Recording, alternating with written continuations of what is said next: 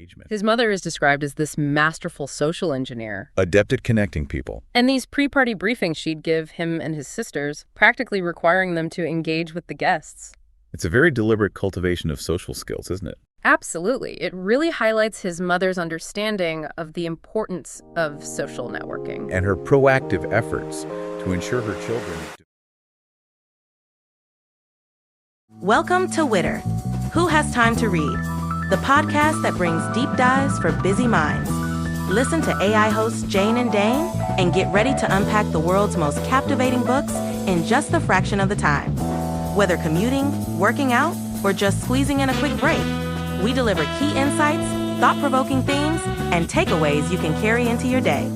Don't forget to like, subscribe, and leave a comment. Plus, use our links in the description to purchase this book. Your support helps us bring more engaging book discussions to you. Listen and follow us wherever you get your podcasts. Who has time to read? You do, with Witter. Welcome to Witter, your shortcut to staying well-informed. We're the folks who dive into those stacks of books so you don't have to. Think of it as deep dives for busy minds. Exactly. Today, we're tackling Source Code by Bill Gates. Our mission to extract the key insights from his formative years, those early themes that shaped him. And see what lessons might just resonate with you today. Right. What's fascinating right off the bat is the book's focus. It deliberately avoids the well-trodden paths. You know, Microsoft's later empire, his philanthropy. Yeah, we know that stuff. Instead, it offers this really rare look at the genesis, the very beginnings of, well, a truly influential figure. Tracing the origins of his passions. And the development of his core characteristics. It's all about the early days. Okay, let's unpack this. Gates talks about growing up in the 1970s with what he calls looser parenting. Yeah, which gave him a good deal of freedom. And it sounds like this independence, especially his mother, eventually really accepting his, shall we say, unique approach to things. Hard-won acceptance, he calls it. Was absolutely pivotal. He even mentions this teenage feeling of searching for something interesting and consequential. That rings true, doesn't it? That urge to find meaning, even when you're still figuring out the map. Totally. Absolutely. And it highlights the profound impact of, recognizing and nurturing a child's individual needs. His parents' journey to understand and support his differences. Even when it wasn't what they initially envisioned. Right. Ultimately became a defining force. That search for something interesting and consequential. Yeah. While with common human experience, it clearly took root early and with real intensity for him. And then the dawn of coding. Teenage access to computers in the 70s. I mean, that's practically science fiction. Lakeside School providing access to a mainframe computer over a phone line. That's the real spark. For those of you who weren't around then, a mainframe was huge, powerful, centralized, and they were accessing it remotely, which was just wild. He mentions this initial crew, Kent, Paul, Rick. Their intense dedication pouring every spare moment into programming. Sounds like the birth of a tech rock band, but, trading guitar solos for lines of code. Exactly. Precisely. The sheer novelty of this access, you just can't overstate it. A very niche pursuit back then. Yeah, and it fostered intense collaboration and this shared sense of discovery among these young guys. This early deep dive into a completely new technological landscape provided a foundational understanding that would prove absolutely invaluable later on. Okay, here's where it gets really interesting, I think. Go on. He recounts this incredibly demanding hike in the Olympic Mountains. Oh, the press expedition trail. Yeah, even echoing a near-fatal trip from the past. Miserable conditions, heavy snow. And what does young Bill do? Retreats into his own head, picturing computer code. Amazing. Just switches focus entirely. And then the PDP-8, at Lakeside, the PDP-8 was an early type of what we'd now call a mini-computer. Right, smaller, more accessible than those mainframes. Ignites this desire to write in BASIC. BASIC, yeah. That user-friendly programming language that was just emerging. Talk about being wired differently. That anecdote just beautifully illustrates his almost innate connection to the world of computation. Faced with significant physical discomfort, his mind instinctively turns to the logical structures of code. And the PDP-8, being a more personal and direct computing experience, likely solidified his vision of the kind of power and potential these machines held. Family, of course, plays a huge role. His grandmother, Gami, Oh, yes, Gami. who was a real master strategist when it came to games always winning. It fascinated him. And despite her Christian Science beliefs about age, she never imposed them. Right, which is pretty telling about the family dynamic. Instead, her house became this arena for competitive game playing. Fostering that competitive edge early on. And then his early traits, excess energy and this constant rocking, which he describes as a metronome for my brain. You can almost picture it, can't you? Oh. Absolutely. Gami's influence seems really significant, instilling this competitive spirit and a fascination with achieving mastery. The detail about her not imposing her beliefs. Highlights a family dynamic that valued individual thought. And those early signs, the excess energy and the rocking, they really paint a picture of a mind that's constantly processing. And deeply engaged, Yeah. A characteristic that undoubtedly fueled his later drive. We also get glimpses into his parents, his mother, Mary Maxwell, Ambitious, confident. with really high expectations, influenced by her own family, the Maxwells, and by Gami. And his father, aware of what he felt was an intellectual gap with his own father. Right, wanting a different path. Fueled by entrepreneurial dreams with his friend Jimmy next door at the castle. The castle. And their early relationship in student government, it's all these threads weaving together. The contrast between his paternal and maternal family backgrounds really provides crucial context. For the values and the expectations that shaped his upbringing. Exactly.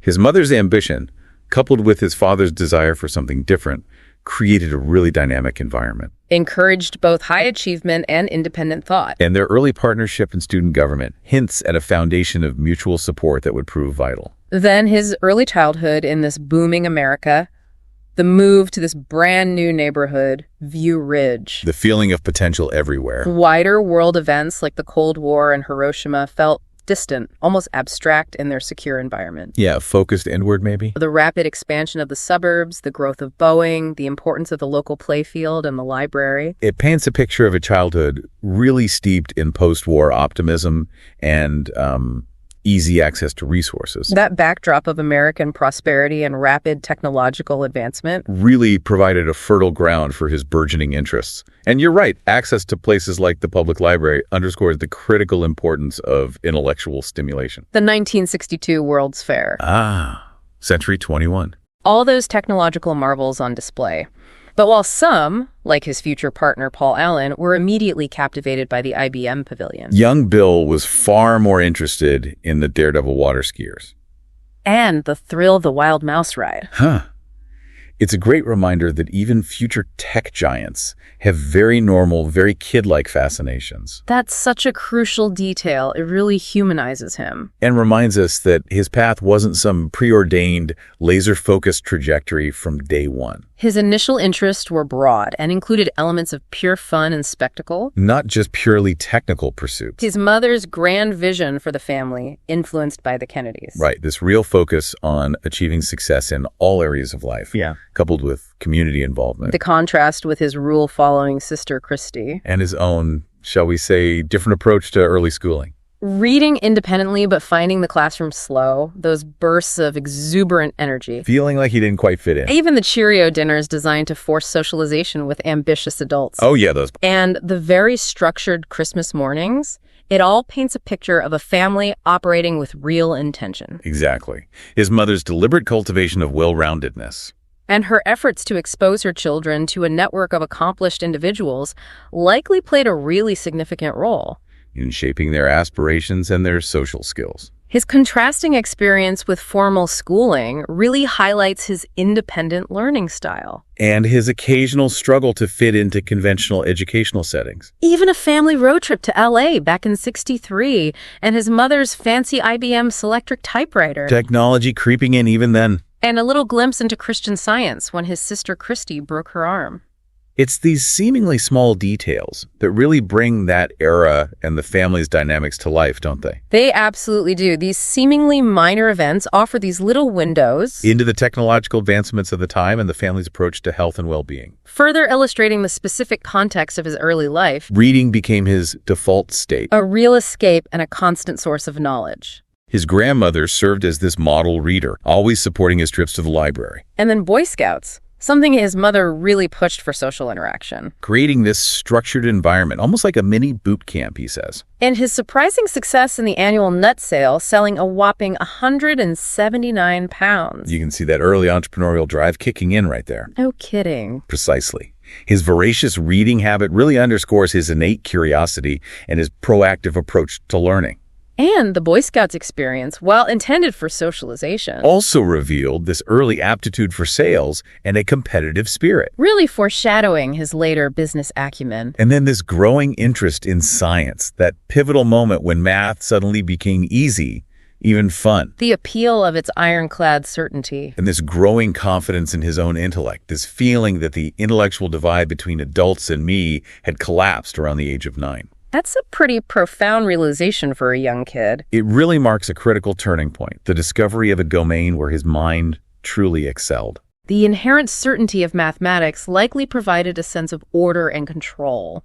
Really fueling his intellectual confidence and perhaps even contributing to his direct and logical style later on. The library becoming this sanctuary for him. With Mrs. Caffier actively encouraging his reading. A supportive figure. Even a seemingly simple family hangman game that inadvertently reveals his mother's pregnancy. And then the ensuing family discussion about their dog, Crumpet. Just life unfolding in these small moments. These personal touches really add a layer of warmth to the narrative. And highlight the library's really important role as a nurturing environment for his intellectual growth. His mother described as this unconventional figure. A real pioneer for women in the workplace, even if she herself might not have used the term feminist. The clear pride he and his sisters felt in her ability to balance her ambitions with motherhood. And this structured morning routine at home, all run on mom time. It really speaks to a strong female influence within the family. Absolutely. Her example as a working woman, really defying those traditional roles, undoubtedly shaped his understanding of ambition. And that structured home environment likely instilled a sense of discipline and efficiency. And then this deep dive into a school project on Delaware. Of all places. Covering everything from history to tourism, biographies, even DuPont. The sheer thoroughness, the diverse range of interests. It's all evident even at that early stage. It really demonstrates his inherent drive to explore topics in significant depth. Going far beyond just the surface level requirements. And the wide range of subjects showcases a really broad intellectual curiosity. We hear about this rare instance of his father actually losing his temper. Due to Bill's behavior, yeah. Leading to the family seeking guidance from a social worker, Dr. Cressy. And his rather surprising advice, give it up. He's going to win. Essentially suggesting they ease up and give him more freedom. That must have marked a pretty significant turning point in their family dynamics. It really does suggest a pivotal shift. In how his parents approached his very strong will and his independent nature. It underscores the idea that sometimes allowing space Can be far more effective than strict attempts at control. We also get these glimpses into the professional world, visits to his father's law firm. The clear impression of order and stability it conveyed. And this observation that the success stories within their family circle revolved around people making things. Right, rather than, say, sports or entertainment. And his parents' involvement with influential figures like Governor Dan Evans. It all broadens his understanding of what achievement looks like. These experiences would have provided him with early exposure to the professional world. And likely shaped his understanding of different pathways to success, emphasizing tangible creation and community engagement. His mother is described as this masterful social engineer. Adept at connecting people. And these pre-party briefings she'd give him and his sisters, practically requiring them to engage with the guests. It's a very deliberate cultivation of social skills, isn't it? Absolutely. It really highlights his mother's understanding of the importance of social networking. And her proactive efforts to ensure her children develop these crucial skills, even if it wasn't necessarily their natural inclination. Then comes entering Lakeside Upper School, this predominantly white elite environment.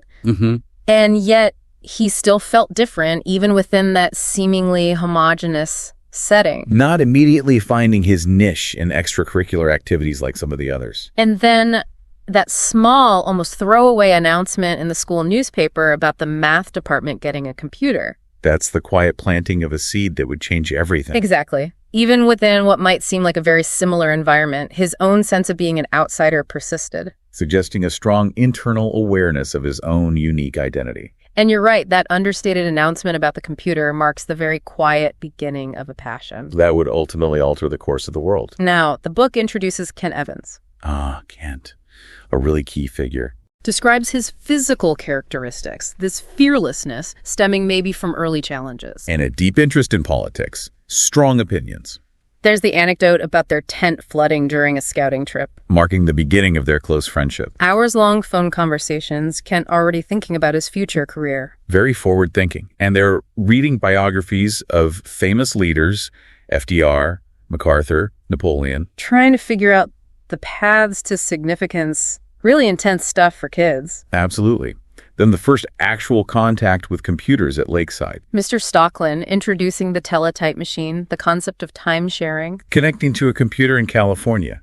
A huge leap from the mainframes he'd seen at the World's Fair. And Lakeside's very few rules, philosophy allowing teachers to explore student interests. That culture seems crucial. The teachers had diverse backgrounds, too. Then the basic breakthrough. No one initially knew how to use the teletype. It was a miracle, he calls it, the terminal, time sharing, and BASIC itself coming together. BASIC being created by Dartmouth professors. Right. Rudimentary instructions posted near the terminal, a sample program. He types his first program just adding 2 numbers. And gets that jolt of electricity from the instantaneous answer. You can feel the excitement. Then he writes his first original program, tic-tac-toe. And learns the crucial lesson. The computer is a dumb machine, needing precise instructions. He loved how it forced me to think, logically. And that rewarding sense of accomplishment when a program finally worked, that's addictive. Teaming up, early rivalry. Paul Allen knew about computers but hadn't used one yet. They're dynamic. Dares and challenges pushing Bill to learn and excel. Rick Weiland joins in, interested in electronic gadgets, quieter, more cerebral. So the foursome forms. Paul, Rick, Kent, and Bill. Rivalry and friendship mixed together. Then Mrs. Rona at the University of Washington's computer lab. Encouraging his interest, setting up one of Seattle's first time-sharing companies, C-Cubed, using DEC mini-computers. The C-Cubed experience. Saturdays at the old Buick dealership headquarters. Rows of teletype terminals. Anticipation. Then intense coding, often late into the night. The beginning of his focused work style. That immediate feedback loop of writing and running code.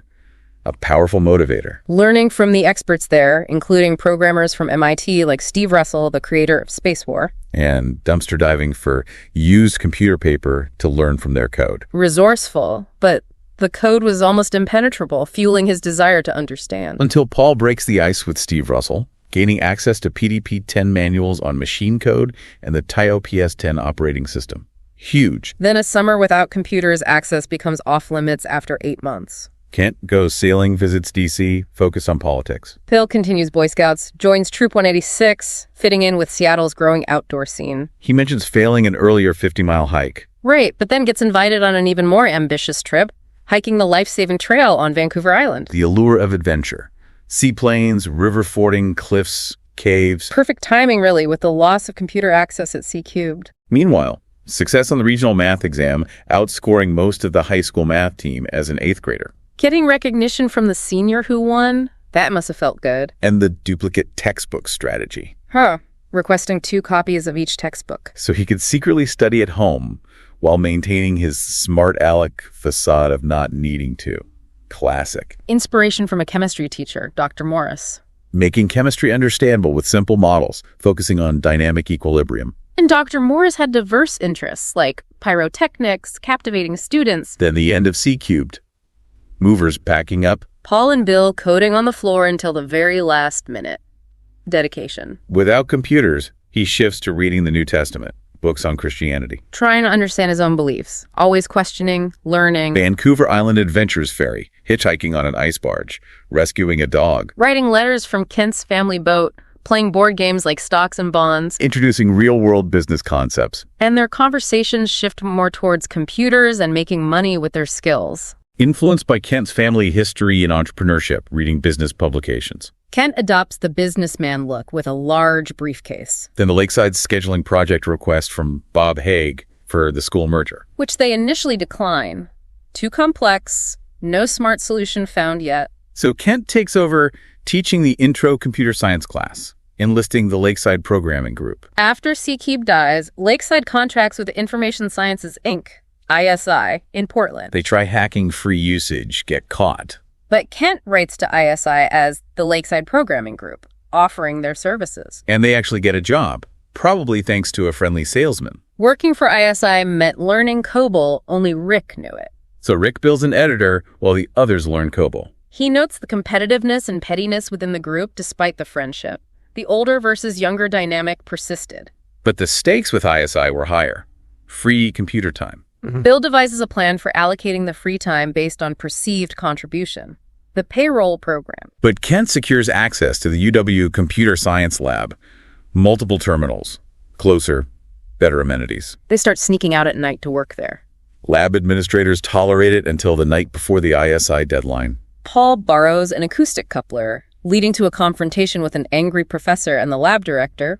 Oops. Then the sleep-deprived bus trip to Portland for the ISI presentation. Trying to look professional despite being high school kids skipping school, Bill's nervous they'll be dismissed. Back at Lakeside, the scheduling problems persist despite teachers' efforts. So Kent and Bill decide to step in and help Mr. Haig. Kent researches college scheduling programs at the UW library, finds nothing useful. The book highlights the tight bonds between Lakeside students and teachers like Bob Haig and Bruce Baker. Bruce Baker took that famous photo of them in the computer room. Death felt distant then, Vietnam. Assassinations in the news, but few personal losses in their privileged circle. They finally get the scheduling program working the night before the deadline. Triumph. No lines at the registrar's office. It worked. A working prototype, combining their code with Mr. Haig's. The headmaster offers to pay them to write a fresh version in BASIC. And Kent immediately sees the potential. Selling the software to other schools. Flyers go out. Lakeside Programming Group. Meanwhile, Kent gets really into mountaineering. Adopting the lingo, the thrill of overcoming fear. His parents are happy he's pursuing independent activities, making new friends. Then the descriptions of Kent's personality. Appreciating silliness, standing up for what's right, pushing limits. Thriving in chaos, intelligent, self-reliant, entrepreneurial. And then the unthinkable. The tragic climbing accident during a geology field trip. Kent falls after the snow gives way. Failed rescue attempts. Just profound shock and grief. Kent's death. The memorial service, Bill unable to read his prepared thoughts.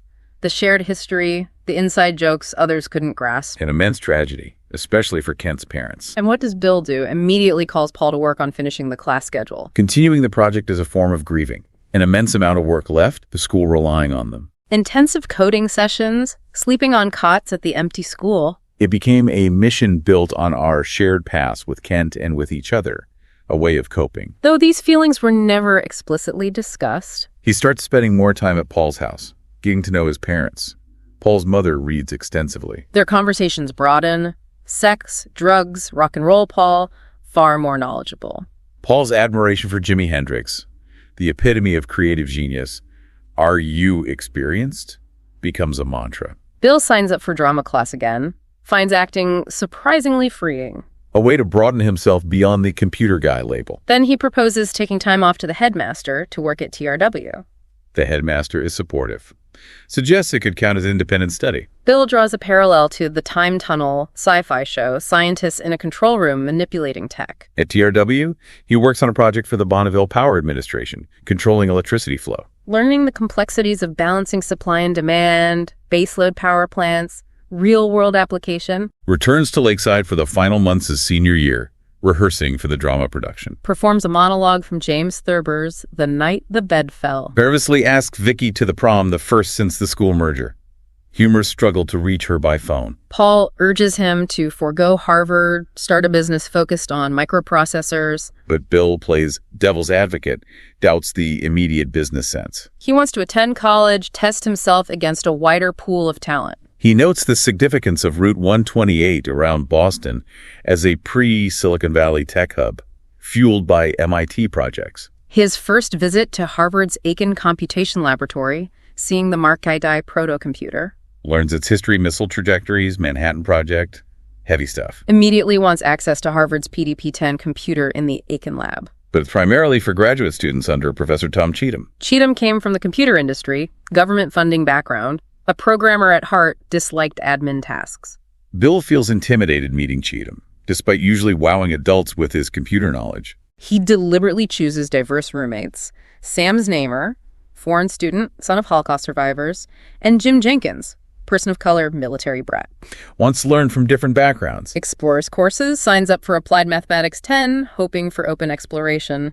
Finds the daunting Math 55A and 55B sequence in advanced calculus, the warning about intensity, the qualifying exam. Meets the legendary Math 55 professor, John Mather, extraordinary early achievements. The rapid attrition rate in Math 55 makes him realize they need to team up. Befriends Andy Braderman and Jim Sefna, exceptionally talented classmates. Witnesses an innovative ARPANET experiment, connecting 3 computers, PDP-1, Harvard PDP-10, MIT, for a flight simulator. Proving 3D graphics and programs could work across the proto-internet. Breakthrough stuff. Proposes his own ambitious project, a computer baseball game.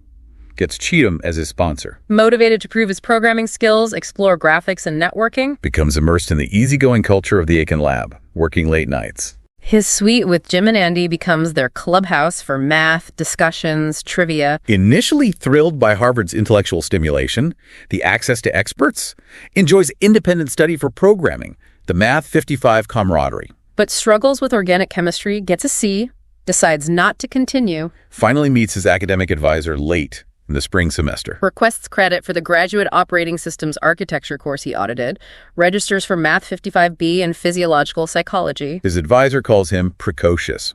Bill initially reacts negatively. His friends agree. He looks it up, realizes it fits the comfort with adults, the brainy kid role. Starts contemplating the limits of precocity being measured as an adult. Realizes in the bigger pool of Harvard that people like Andy and Jim are better at math. There's subtle competition, scorekeeping. His ranking isn't what he hoped. This forces a reconsideration of his self-identity as the smartest, the best. Recognizes he's talented in math, but lacks the gift of insight of top mathematicians. He wouldn't be a John Mather. Considers other paths, business or law, perhaps influenced by implicit parental expectations seen on a trip to New York. Still uncertain, but subconsciously leaning towards computers. Friends like Lloyd Trefethen encourage him to focus on computers. And ongoing calls with Paul keep pushing him in that direction. Paul is frustrated with his classes at WSU, wants to be working. Encouraged by TRW engineers, considers working at DEC. They write their first professional resumes, listing computers worked on, major programs, their traffic analysis partnership. Bill isn't seriously job hunting, just curious. Sends resumes via a recruiter without telling his parents. Digital Equipment Corporation, DEC, is booming in Massachusetts. He gets flown to DEC headquarters in the company helicopter for an interview. Sees the historic old mill building. Describes his last-minute cramming for finals, leading to recurring disturbing dreams. Enters the housing lottery with his core group, hoping for suites at the co-ed courier house. Paul's apartment is filled with tech magazines. He's constantly generating venture ideas, mostly around microprocessors. Building a computer company like BEC, a consumer time-sharing service. Bill is skeptical about hardware manufacturing risks, competition. Trafodata's hardware is still struggling. Delicate memory chip coordination, frustrating glitches. Their partner, Paul Gilbert, is dedicated to fixing it. Bill writes memory test software. The two Pauls diagnose hardware. Paul Allen moves into subsidized housing, the Gringe, near Bill, after his girlfriend moves back to Seattle. They hang out frequently discussing plans. Then Paul sees the new Altair microcomputer in a magazine. Huge excitement. They decide to write a version of BASIC for it, using Harvard's PDP-10 and Paul's simulator. Intense, almost magical late-night coding sessions. That feedback loop again. They call MITE, the Altair company, to clarify input-output details. The engineers, surprised by their detailed questions, suggest they're ahead of the game. Rapid 6-week coding period for their BASIC interpreter. Paul calls MITE's, arranges a meeting with Ed Roberts, MITE's founder. Bill does an all-night check of the Intel 8080 manual against Paul's simulator for accuracy before the demo. Crucial. Saves the program to paper tape, gives it to Paul to take to Albuquerque. High stakes. Gets confronted by the associate director about his time in the Aiken lab, the controversy. Explains openly about the BASIC project with Paul and Monty Davidoff, Paul's trip to Missios. Says others in the lab knew. His father gets concerned, travels to Boston. His mother is distressed about him potentially being kicked out of Harvard. But Professor Cheatham defends him to the board, calls it a travesty of justice, noting the project stemmed from Bill's boredom with grad courses. Bill expresses gratitude for Cheatham's support, regrets not forging a better relationship. Dives back into coding, developing 8K and 12K extended basic, more features needed for better programs. Like outlining a novel, 4K, then adding detail, 8K and fullness, 12K. Notes Rick Weiland coming out as gay in the early 70s, a difficult time. Their group didn't often share deep emotions. Founding Microsoft, with a hyphen initially, natural division of labor, Paul on tech, Bill on software and business. Bill oversees contract negotiations with Ed Roberts. Paul dislikes face-to-face negotiation. Landing the Amites deal involved long-distance calls, a flight. Now need more customers. Business tasks multiply. Bill sends Paul a firm note proposing a 60-40 ownership split in his favor, based on his business contributions. Paul agrees. Dealing with Ed Roberts, who's somewhat dismissive, the kid. Contract signing is delayed. Bill impatiently flies to Seattle. Post-contract. Traveling in the Blue Goose van, writing articles for the Amites newsletter, their outliers and Amites. Paul's anecdote. Ed Roberts telling employees to avoid their unshaven, unshowered software area when customers visit. Bill's father, initially concerned about him dropping out of Harvard, Bill offers to pay his own way. His father sends a reassuring letter, happy in his own career, touched by Bill's concern. Support.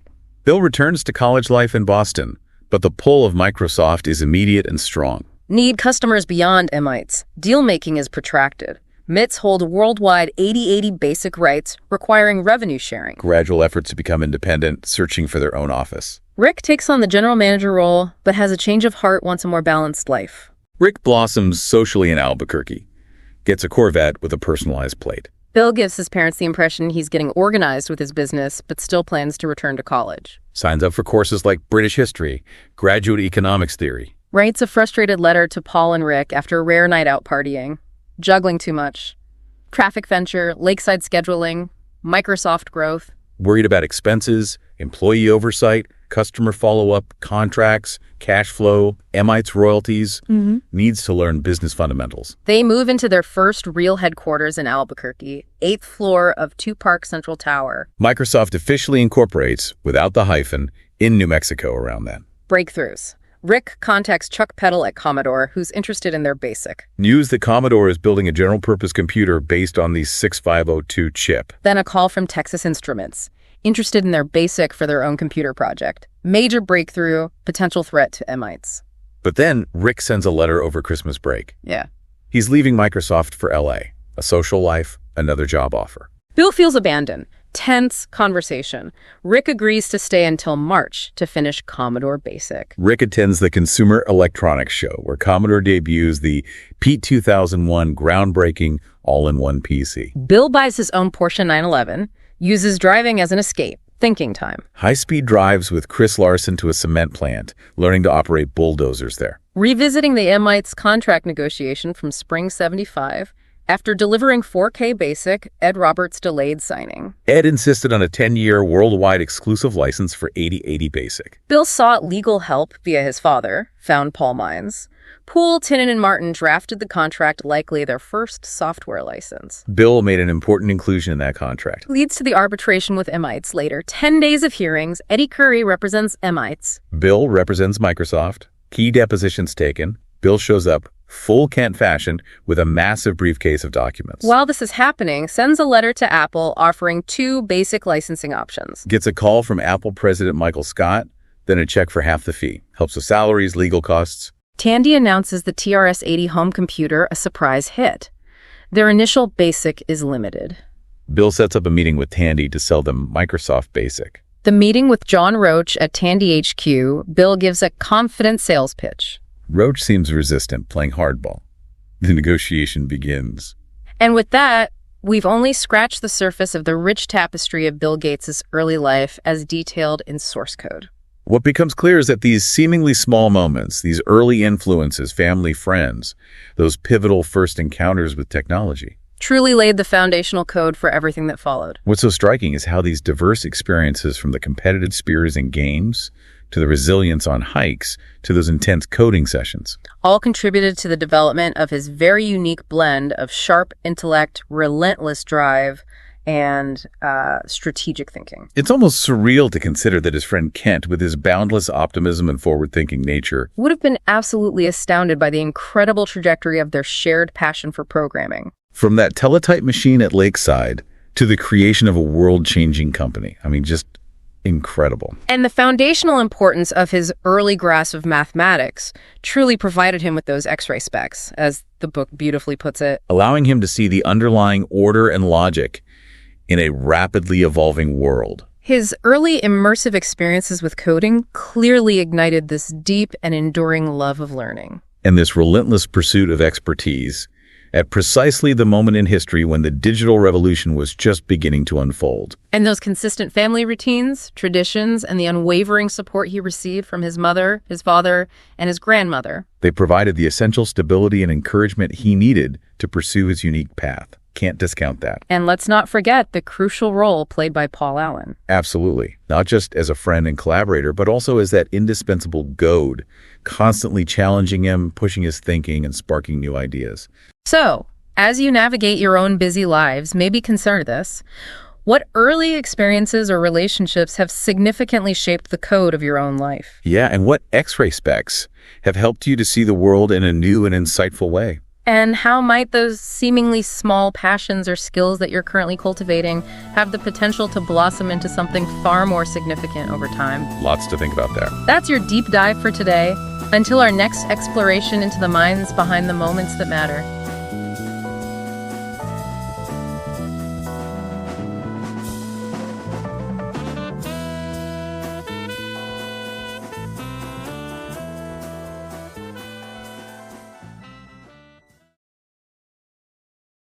Thanks for listening to Witter, Who Has Time to Read, produced by One Media. Please support the author by purchasing the book or audiobook using the link in the description. It's a great way to help keep the art of writing alive. And stay in the loop. Subscribe to our newsletter for updates on weekly deep dives. And don't forget to share your thoughts or suggest our next deep dive at witterpodcast@gmail.com.